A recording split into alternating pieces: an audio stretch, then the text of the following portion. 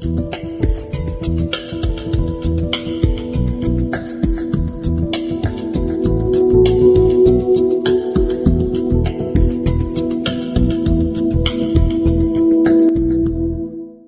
presunta agitazione sociale causata dal tentativo di un finto genitore di prelevare uno studente da una scuola a Mel si è rivelata un malinteso.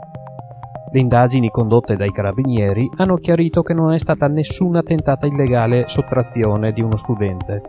L'equivoco è derivato dalla coincidenza di nomi tra i due studenti, con cognomi molto simili. Entrambi gli studenti erano della stessa classe e sezione, ma uno delle medie e l'altro delle elementari.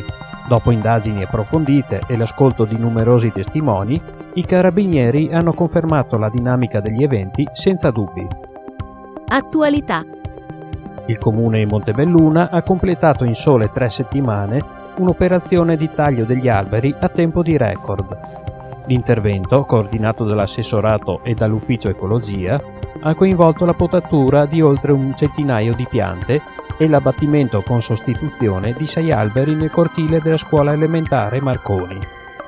Questa manutenzione straordinaria è stata necessaria per preservare il patrimonio arboreo pubblico e garantire la sicurezza di studenti e adulti che frequentano il plesso di via 30 Aprile.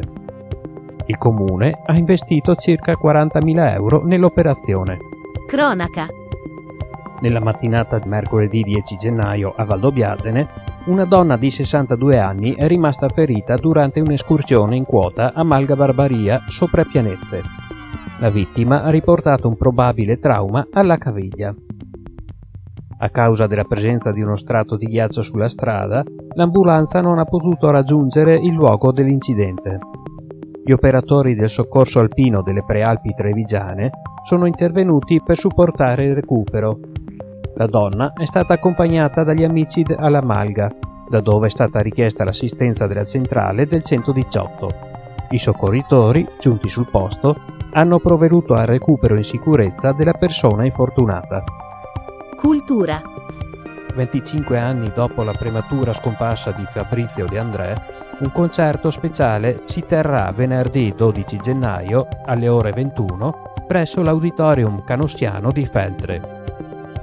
Alberto Napolitano e il suo quartetto, provenienti dalla Liguria, con oltre 10 anni di esperienza concertistica, omaggeranno l'indimenticabile cantautore italiano, riproponendo il suo suggestivo repertorio in una chiave sorprendente.